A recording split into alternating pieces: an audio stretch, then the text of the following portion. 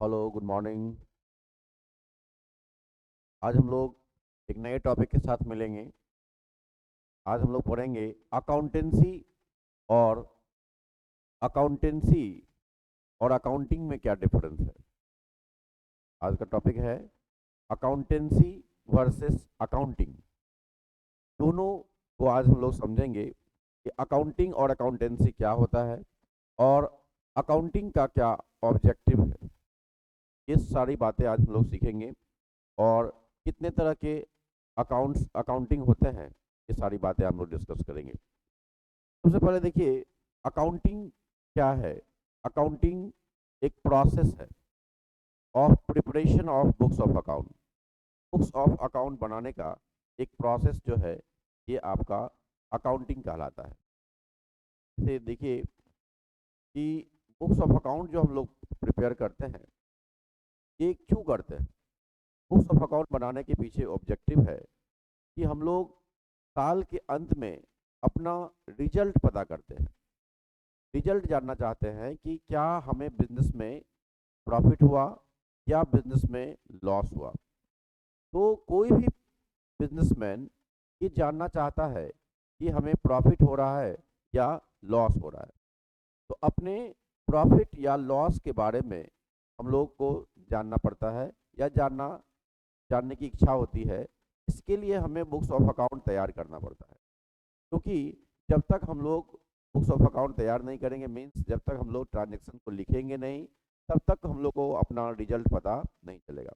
इसीलिए कोई भी बिजनेसमैन साल के लास्ट में अपना बुक्स ऑफ अकाउंट तैयार करता है और अपना रिजल्ट जानता है। रिजल्ट का मतलब प्रॉफिट या लॉस से, या इसके अलावा अपना पोजीशन जानता है। तो दो चीज़ हम लोग यहाँ पे अकाउंट जो बनाते हैं, उसका बेसिकली दो पर्पस है। To know the financial performance as well as to know the financial position of the concern. किसी भी संस्था का financial performance financial performance and financial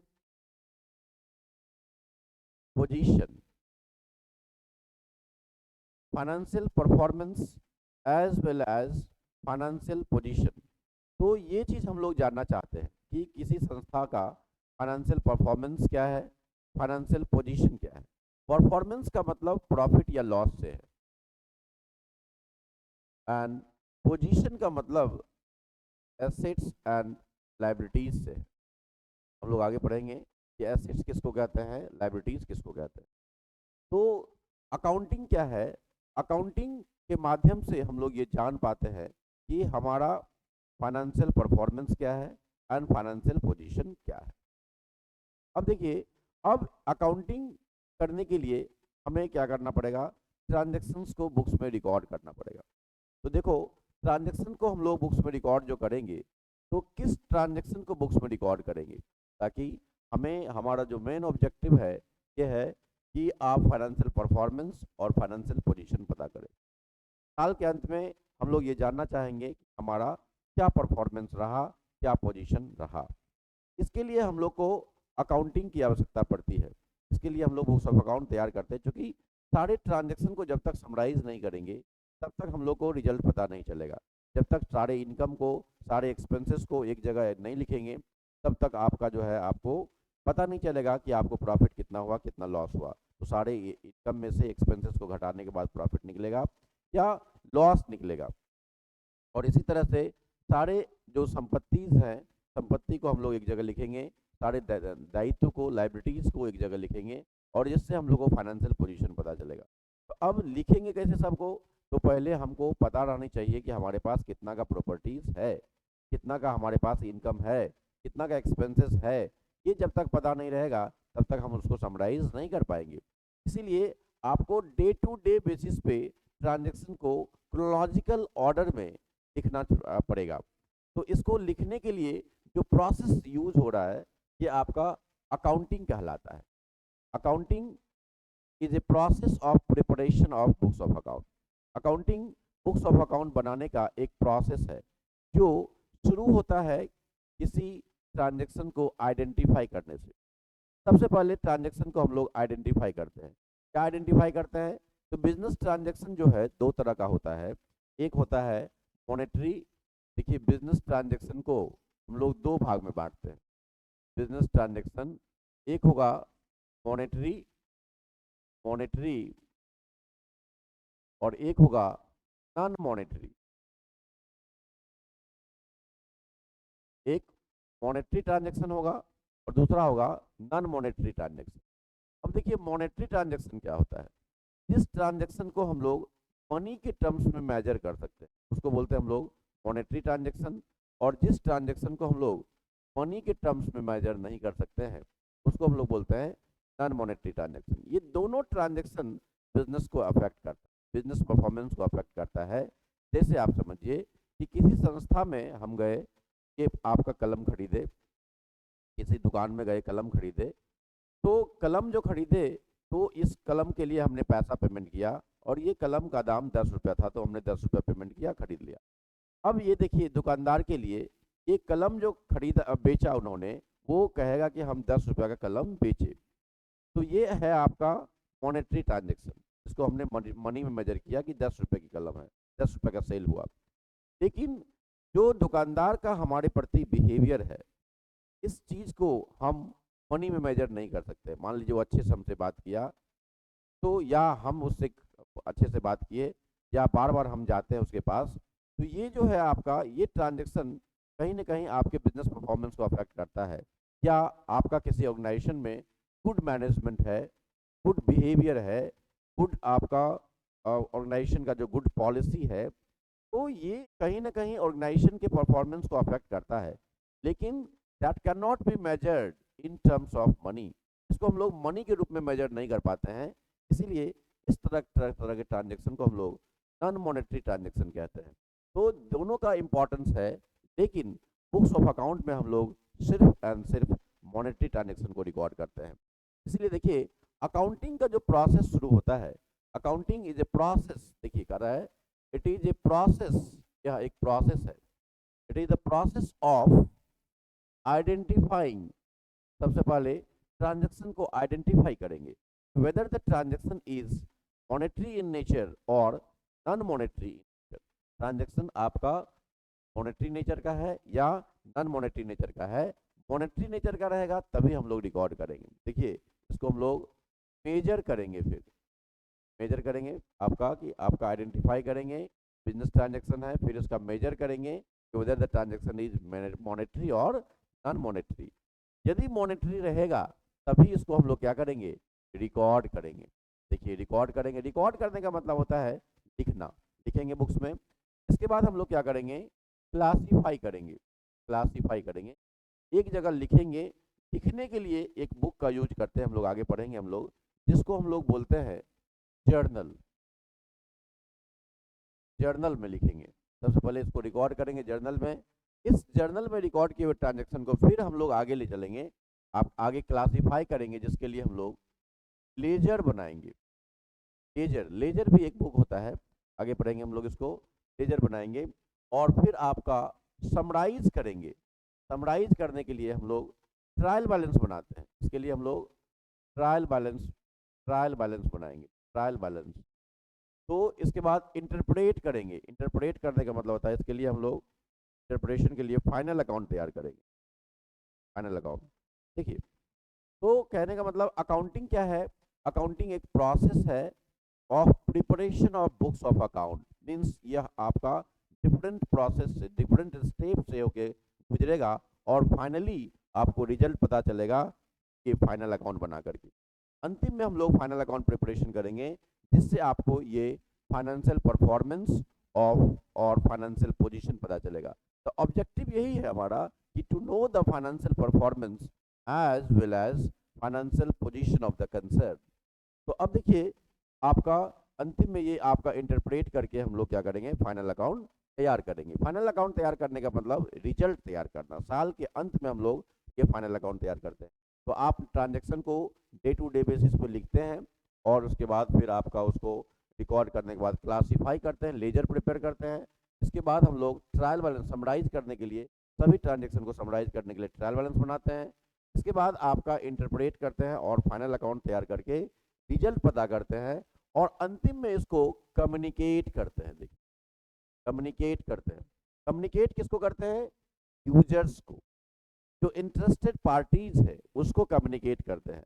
तो यूजर्स कौन सा हो सकता है? देखिए, यहाँ पे आपका, यहाँ पे दो तरह का यूजर्स होता है। यूजर्स जो होगा ये दो तरह का होगा, एक होगा इंटरनल इंटरनल यूजर और दूसरा होगा एक्सटर्नल यूजर। इंटरनल यूजर और दूसरा होगा एक्सटर्नल यूजर। देखिए, तो फाइनेंशियल स्टेटमेंट का दो तरह का यूजर्स होता है। अंत में हम लोग इसको कम्युनिकेट कर देते हैं, किसको? यूजर को। मतलब हमने जो अपना फाइनेंशियल रिजल्ट पता किया, हमने जो अपना फाइनेंशियल आपका परफॉर्मेंस या पोजीशन पता किया, तो आपको ये हम लोग यूजर्स को कम्युनिकेट करते हैं। अब इसमें दो तरह के यूजर्स होते हैं। एक तो आप खुद, जो आपका ओनर है, ओनर भी जानना चाहता है अपने बारे में, अपने रिजल्ट के बारे में, बिजनेस के परफॉर्मेंस के बारे में जानना चाहता है। इसके अलावा आपका जो मैनेजमेंट है, they also want to know their performance. तो मैनेजमेंट मैनेजमेंट ये दोनों आपका हो जाएंगे इंटरनल यूजर्स का एग्जाम्पल होगा, क्योंकि कोई भी मैनेजमेंट ये जानना चाहेगा कि हमारा परफॉर्मेंस क्या है। इसके अलावा एक्सटर्नल यूजर्स में, जैसे आपका देखिए, इसमें बहुत सारे यूजर्स होंगे। जैसे आपका इन्वेस्टर्स इन्वेस्टर्स होंगे, गवर्नमेंट होंगे, गवर्नमेंट एजेंसीज, जैसे टैक्स अथॉरिटीज सारी आपका। इसके अलावा क्रेडिटर्स होंगे, आपका बैंकर्स होंगे, रिसर्चर्स होंगे। ये देखिए, these are some external users of financial statement. तो इसको हम लोग अंत में कम्युनिकेट करते हैं। अब आइए फिर से हम लोग चलते हैं कि आपका जहाँ पे हम लोग ये पढ़ रहे थे कि अकाउंटिंग क्या है। Accounting is the process of preparation of books of account. In simple way आप कह सकते हैं कि बुक्स ऑफ अकाउंट बनाने का एक प्रोसेस जो है, ये आपका अकाउंटिंग कहलाता है, जिसमें हम लोग आइडेंटिफिकेशन से शुरू करते हैं और कम्युनिकेशन तक लास्ट करते हैं, है ना। तो जिसमें आप ट्रांजैक्शन को, मॉनेटरी ट्रांजैक्शन को, आपका पहले ट्रांजैक्शन को आइडेंटिफाई करते हैं, फिर रिकॉर्ड करते हैं, फिर क्लासीफाई करते हैं, फिर आप समराइज करते हैं और इंटरप्रेट करते हैं और रिजल्ट पता करते हैं यहाँ पे, और इसके बाद इसको कम्युनिकेट कर देते हैं। Communicating the required information relating to the economic event of an organization to the interested users of such information, है ना। अंत में इसको क्या करते हैं, आप कम्युनिकेट कर देते हैं उस पर्सन को, आपका जिसको इसकी आवश्यकता है ना। तो आवश्यकता इसको किसकी है? तो मालिक को भी आवश्यकता है, मैनेजमेंट को कंट्रोल करने के लिए आवश्यकता है। इसके अलावा जो बाहरी लोग हैं, आपका जैसे इन्वेस्टर्स है, वो आपके बारे में जानना चाहता है, आपके फाइनेंशियल स्टेटमेंट के बारे में जानना चाहता है। बैंक से लोन लेने जाइएगा, उसको आपके फाइनेंशियल स्टेटमेंट की जरूरत है। और गवर्नमेंट एजेंसी आपको टैक्स चार्ज करती है, वो भी आपके फाइनेंशियल स्टेटमेंट को देख करके आपका प्रॉफिट के आधार पर टैक्स चार्ज करती है। इस तरह से आपका देखिए कि अकाउंटिंग में आप क्या करते हैं, तो यह एक प्रोसेस से गुजरता है और ये आपका आइडेंटिफिकेशन से लेकर के कम्युनिकेशन तक का प्रोसेस है, और अंत में हम लोग इसको यूजर्स को कम्युनिकेट करते हैं। दिस इज द आपका अकाउंटिंग। अब देखिए, अकाउंटेंसी वर्ड के बारे में समझिए कि अकाउंटेंसी क्या है। अकाउंटेंसी अकाउंटेंसी क्या है? तो अकाउंटेंसी एक सब्जेक्ट है। अकाउंटेंसी क्या है? एक सब्जेक्ट है जिसके माध्यम से हम सीखते हैं कि how to prepare books of account. Books of account बनाने का जो तरीका, जो रूल्स रेगुलेशंस सीखते हैं जहाँ पे हम लोग, इसको हम लोग अकाउंटेंसी कहते हैं। Accountancy is a theoretical aspect concern with the knowledge of accounting. Accounting के नॉलेज के बारे में जहाँ से हमको नॉलेज मिलता है, ये आपका अकाउंटेंसी कहलाता है। Accountancy is a systematic body of knowledge of accounting.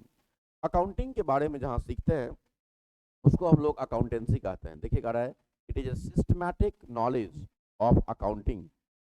It educates us how to maintain the books of account. अब देखिए, अकाउंटिंग में ये आपका है, जैसे अकाउंटिंग अकाउंटिंग क्या है, एक प्रोसेस है, यह एक प्रैक्टिकल अप्रोच है, ये एक्शन है, जबकि ये क्या है, थियोरेटिकल पार्ट है कि इसमें आपको ये सीखते हैं, ये how to prepare books of account जहाँ सीखते हैं वो आपका कहलाता है अकाउंटेंसी।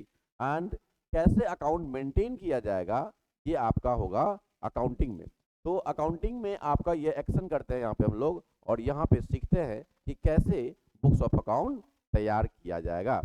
तो आप देखिए ये आपका थियोरेटिकल अप्रोच हो जाएगा अकाउंटेंसी, और ये आपका प्रैक्टिकल अप्रोच होगा। And how to summarise the accounting information and communicate to the users, ये आपका बताता है कि कैसे अकाउंट मेंटेन किया जाएगा। तो अकाउंटेंसी एक सब्जेक्ट है जिसके माध्यम से ये हम लोग सीखते हैं कि कैसे बुक्स ऑफ अकाउंट को तैयार किया जाएगा, और अकाउंटिंग में इसी चीज़ का हम प्रैक्टिकल एप्लीकेशन करते हैं। अब देखिए दोनों में आपका कुछ रिलेशंस है जिसको हम लोग आगे समझेंगे। जैसे देखिए यहाँ पे आपका अकाउंटिंग वर्सेस अकाउंटेंसी, इसमें आपका देखिए कुछ रिलेशन है जिसको हम लोग यहाँ पे डिस्कस करेंगे। देखिए ये आपका कुछ रिलेशन है अकाउंटिंग और अकाउंटेंसी में, जिसको हम लोग यहाँ पे थोड़ा सा डिस्कस कर लेते हैं। अब आइए देखिए जो हम लोग पढ़ रहे थे अकाउंटिंग वर्सेस अकाउंटेंसी, दोनों में क्या रिलेशन है। जस्ट मैंने अभी बताया कि अकाउंटेंसी जो है यह थियोरेटिकल एस्पेक्ट है, इसी का जो एक्शन है वो अकाउंटिंग में किया जाता है। देखिए accountancy is knowledge whereas accounting is the action. Accountancy क्या है, नॉलेज है जहाँ पे हम लोग सीखते हैं, और यहाँ पे हम लोग क्या करते हैं, उस नॉलेज का एप्लीकेशन करते हैं।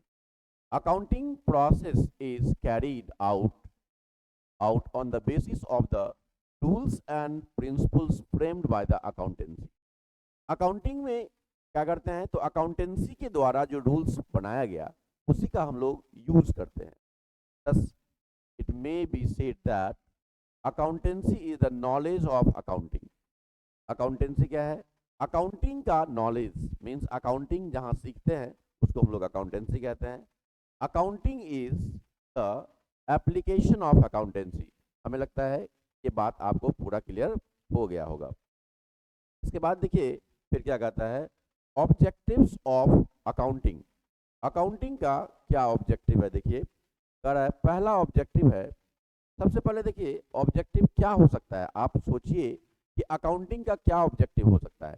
अकाउंटिंग का पहला ऑब्जेक्टिव होगा कि आप सिस्टमैटिक बुक्स ऑफ अकाउंट तैयार करें, क्योंकि पहला ऑब्जेक्टिव यही है to maintain systematic books of account. आपका बुक्स ऑफ अकाउंट को सिस्टमैटिक रिकॉर्ड करना, ये कहाँ आएगा, ये अकाउंटिंग का पार्ट होगा। ऑब्जेक्टिव है कि हम लोग जब तक सिस्टमैटिक बुक्स ऑफ अकाउंट नहीं रिकॉर्ड करेंगे, हर ट्रांजेक्शन को बुक्स में रिकॉर्ड नहीं करेंगे, तो फिर आपको एक्चुअल रिजल्ट पता नहीं चलेगा। और हमारा जो बेसिक ऑब्जेक्टिव है कि ये है आपका to prepare to maintain the proper books of account to know the result of the business concern. तो इसके लिए आपको क्या करना पड़ेगा, तो बुक्स ऑफ अकाउंट का सिस्टमैटिक रिकॉर्डिंग करना पड़ेगा। जब तक आप सारे ट्रांजेक्शन को एक क्रोनोलॉजिकल ऑर्डर में डे टू डे मेंटेन नहीं करेंगे, तब तक आपको एक्चुअल पोजीशन आपको या एक्चुअल फाइनेंशियल परफॉर्मेंस, जिसको हम लोग प्रॉफिट या लॉस कहते हैं, ये आपको पता नहीं चलेगा। इसीलिए आपका पहला ऑब्जेक्टिव है अकाउंटिंग का to maintain the proper books of account. And दूसरा है देखिए टू नो द प्रॉफिट और लॉस। इस बात पे भी हम लोग चर्चा कर चुके हैं कि आपका अकाउंटिंग का जो ऑब्जेक्टिव है ये टू नो द प्रॉफिट या लॉस, मीन्स अपना फाइनेंशियल परफॉर्मेंस जानना, कि आप बिजनेस साल के अंत में ये जानना चाहती है कि whether we are in profit और इन लॉस। इसको जानने के लिए हमें बुक्स ऑफ अकाउंट मेंटेन करना पड़ेगा, ये भी अकाउंटिंग का दूसरा ऑब्जेक्टिव है। तो तीसरा है to show the financial position. Position के लिए मैंने कहा था कि फाइनेंशियल पोजीशन का मतलब कि आप बैलेंस शीट बनाते हैं, उस डेट को आपका पोजीशन जानने के लिए क्या करते हैं हम लोग, कि आपका बैलेंस शीट बनाते हैं। बैलेंस शीट क्यों बनाते हैं, to know the financial position. और प्रॉफिट एंड लॉस अकाउंट बनाएंगे आगे to know the financial performance. Performance का मतलब प्रॉफिट या लॉस से है, और पोजीशन का मतलब बैलेंस शीट से है ना। तो बैलेंस शीट जो हम लोग बनाएंगे ये आपका अंत में बनाते हैं हम लोग, इसको फाइनल अकाउंट भी कहा जाता है। इसको दोनों को बनाने का हम लोग बोलते हैं फाइनल अकाउंट बनाते हैं। तो इसमें आपका ये आपका फाइनेंशियल परफॉर्मेंस और फाइनेंशियल पोजीशन जज करते हैं। तो ये आपका बेसिक ऑब्जेक्टिव है अकाउंटिंग का, to know the financial performance, जिसके लिए हम लोग यहाँ पे प्रॉफिट एंड लॉस जानते हैं, और to know the financial position, जिसके लिए ये देखिए फाइनेंशियल पोजीशन जानने के लिए हम लोग बैलेंस शीट प्रिपेयर करते हैं। इसके बाद देखो कह रहा है providing effective control over the business. अब देखिए जब तक आप प्रॉपर बुक्स ऑफ अकाउंट नहीं बनाएंगे तब तक आप बिजनेस पे कंट्रोल नहीं कर पाएंगे। इसीलिए आपका ये to provide the effective control over the business, ये जरूरी है कि आप बुक्स ऑफ अकाउंट तैयार करें। क्यों कि मान लीजिए आपके पास यदि proper books of account maintain नहीं रहेगा तो आपके पास आपका कितना एसेट है इसके बारे में आपको प्रॉपर जानकारी नहीं रहेगी, जिससे कि आपका ऑर्गेनाइजेशन के जो आपका स्टाफ है या आपका ऑर्गेनाइजेशन में उसका मिसयूज हो सकता है। इसीलिए आपको, जैसे आप एक ऑनर हैं तो आप अपना पूरे एसेट पे कंट्रोल रखना चाहिएगा। तो आपको ये पता रहेगा कि हमारे पास कितना एसेट है, तभी आप उसका कंट्रोल रख पाइएगा, नहीं तो आपको दिक्कत आएगी। इसीलिए अपने बिजनेस पे कंट्रोल करने के लिए भी हम लोग बुक्स ऑफ अकाउंट तैयार करते हैं। नेक्स्ट है making information available to the users. अब देखो लास्ट स्टेप मैंने बताया कि अकाउंट बनाने का जो पर्पस होता है कि यूजर्स को कम्युनिकेट करना। जैसे मैंने आपको जस्ट बताया था कि जो यूजर्स है, देखिए यूजर्स ऑफ फाइनेंशियल स्टेटमेंट, इसमें इंटरनल यूजर्स और एक्सटर्नल यूजर्स, तो ये सभी आपसे जो कंसर्न पर्सन है they want to know your performance, क्योंकि आपको कोई लोन भी तभी आपका प्रोवाइड करेगा जब आपका फाइनेंशियल पोजीशन बढ़िया रहेगा, आप उसको पे करने के सिचुएशन में रहेंगे, तभी लोग आपको लोन देता है, अदरवाइज लोन नहीं देता है। इसीलिए आप अपना फाइनेंशियल स्टेटमेंट बना करके अपने यूजर्स को कम्युनिकेट करते हैं। ये देखिए आपका ओनर को भी चाहिए, ओनर भी जानना चाहता है, मैनेजमेंट भी जानना चाहता है अपना फाइनेंशियल परफॉर्मेंस, कि हमने जो इतना मेहनत किया वो आपका उसका रिजल्ट क्या आया। यदि कहीं कमी रह गई तो उस पर हम लोग फिर से करेक्टिव स्टेप्स लेकर के उसको ठीक करने का कोशिश करते हैं। तो इसलिए अपने आप को जज करने के लिए भी हमें बुक्स ऑफ अकाउंट तैयार करना पड़ता है।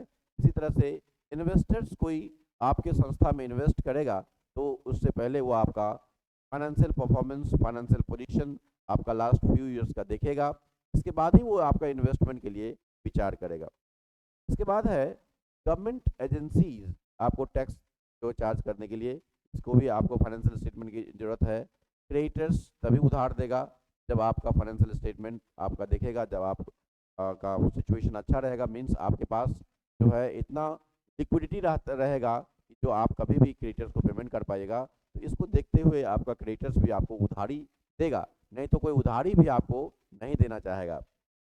इसी तरह से बैंकर्स बैंक लोन देगा, तो ये भी आपके एसेट के आधार पे देगा। तो कैसे कहिएगा कि हमारे पास कितना एसेट है, तो मौखिक कहने से काम नहीं चलेगा।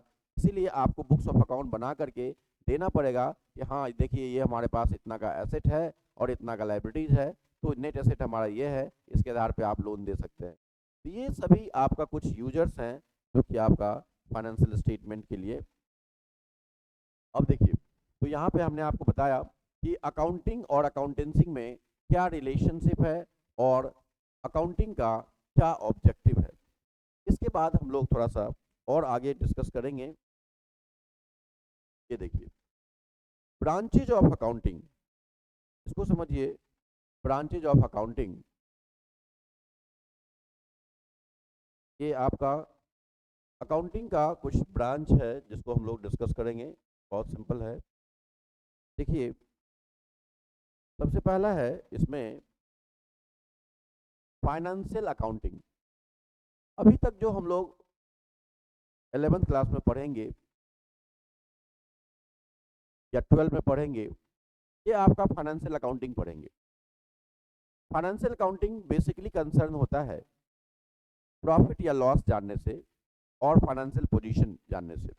मीन्स कि आप इस अकाउंटिंग में बेसिकली आप फाइनेंशियल परफॉर्मेंस और फाइनेंशियल पोजीशन जज करते हैं। परफॉर्मेंस का मतलब प्रॉफिट या लॉस से है और पोजीशन का मतलब बैलेंस शीट से है। बैलेंस शीट का मतलब एसेट और लायबिलिटीज के बारे में उससे जानते हैं। तो financial accounting is basically concern with to know the financial performance as well as financial position.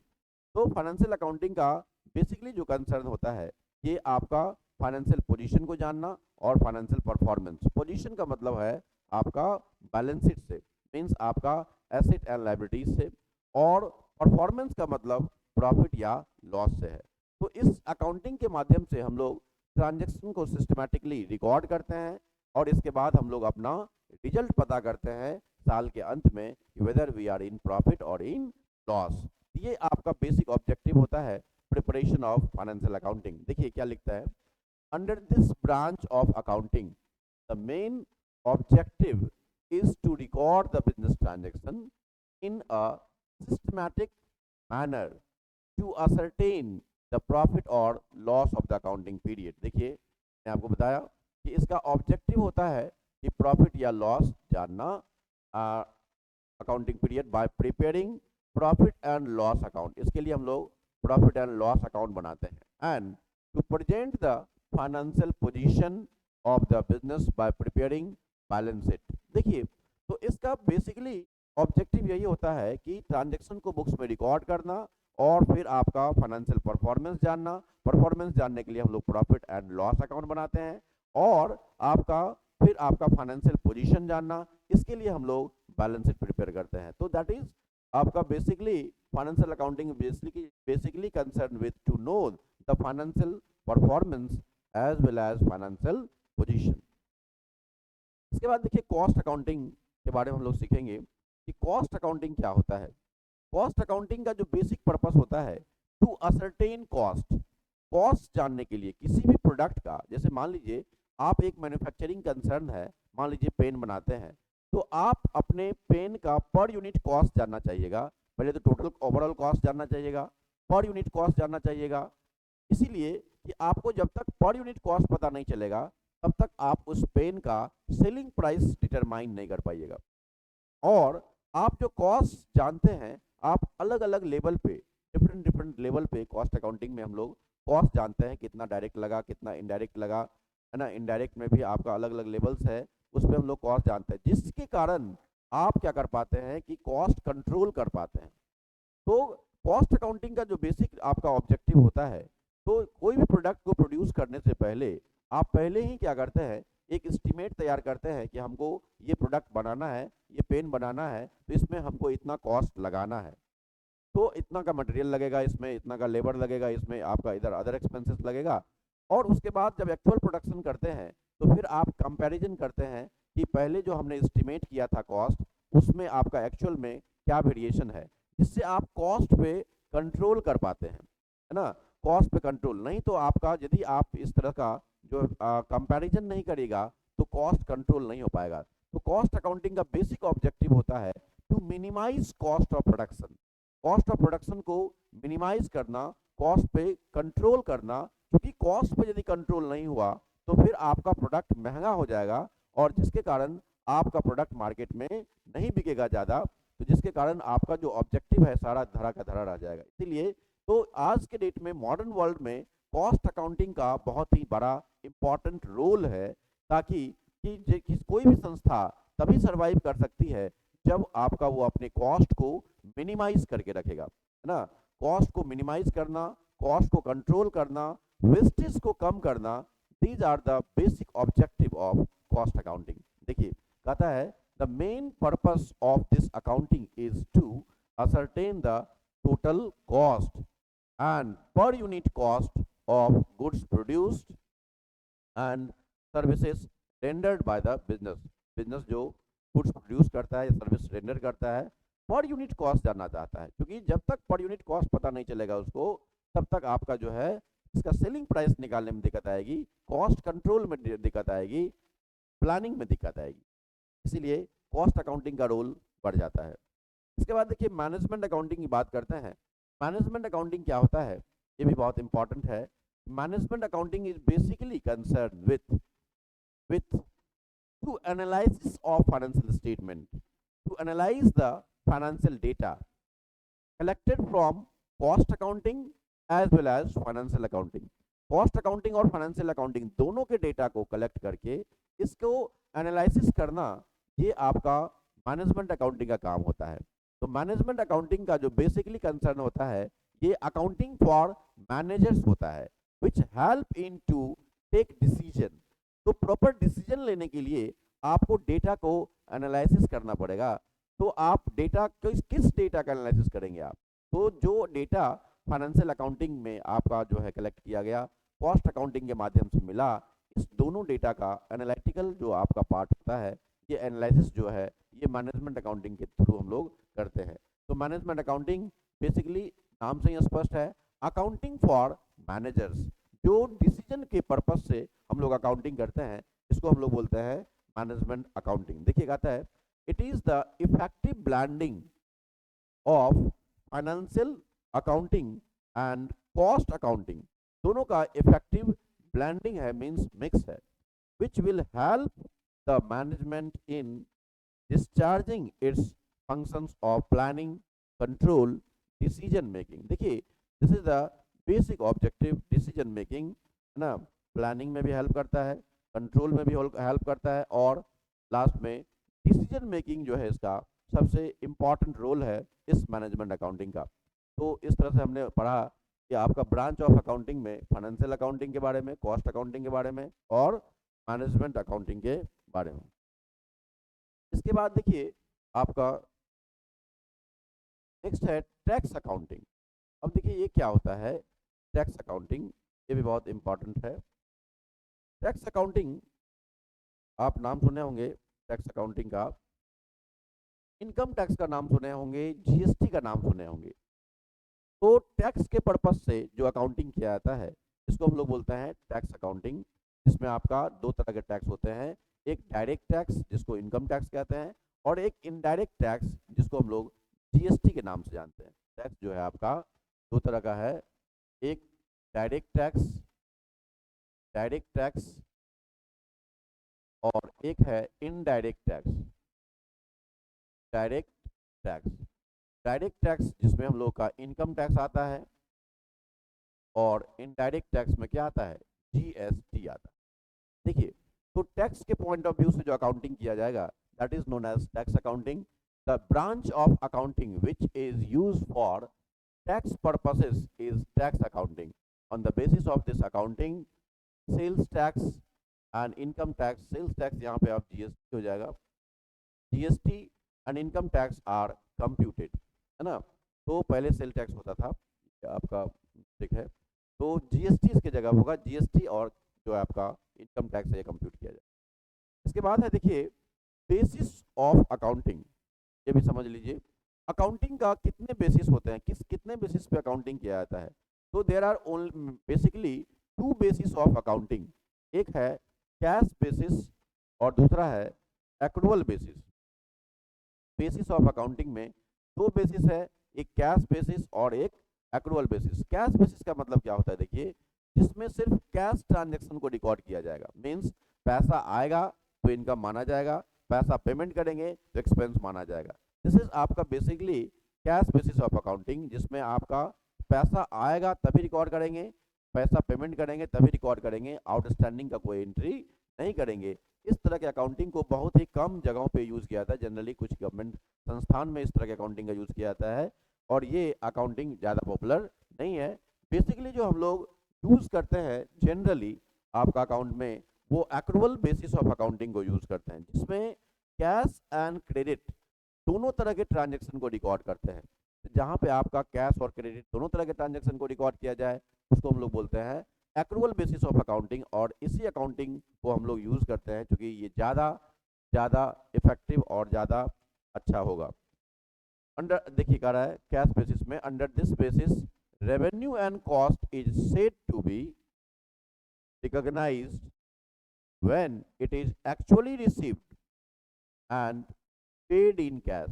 जब तक आपका एक्चुअली रिसीव या पेड नहीं होगा तब तक इसको रिकॉर्ड नहीं करेंगे। इसी तरह से एक्रूअल बेसिस पे करा, देखो under this basis cost and revenue are recognised when they occur. देखिए वो एक्सपेंस हो गया उसको लिखिए, चाहे पेमेंट किए या नहीं किए इससे मतलब नहीं है, लेकिन कैश बेसिस में पेमेंट करेंगे तभी लिखेंगे, नहीं पेमेंट करेंगे नहीं। तो इसका मतलब इससे एक्चुअल फाइनेंशियल परफॉर्मेंस पता नहीं चलेगा। लेकिन इस एक्रूअल बेसिस में कहता है कि any expenditure which are occur that should be recorded in the book of account. Any income which earn means earn हो गया, आप इसको लिखिए, whether received or not that is immaterial, rather than when they are actually received and paid in cash means आपका actually में cash payment किया या नहीं किया इसका कोई मतलब नहीं है। कोई भी एक्सपेंसेस इनकर्ड हो गया, कोई भी आपका इनकम आपने अर्न कर लिया, तो इसी बेसिस पे हम लोग उसको रिकॉर्ड करेंगे, चाहे आपका रिसीव हुआ हो या नहीं हुआ हो। This is overall about accounting. हम लोग ने पढ़ा अकाउंटिंग क्या है, अकाउंटिंग वर्सेस अकाउंटेंसी पढ़ा, इसके बाद टाइप्स ऑफ अकाउंटिंग पढ़ा, इसके बाद बेसिस ऑफ अकाउंटिंग हम लोग ने पढ़ा। तो आज की का क्लास यही समाप्त होता है और नेक्स्ट क्लास में हम लोग मिलेंगे इसी तरह से कुछ नए अकाउंटिंग टर्म्स के साथ। तब तक के लिए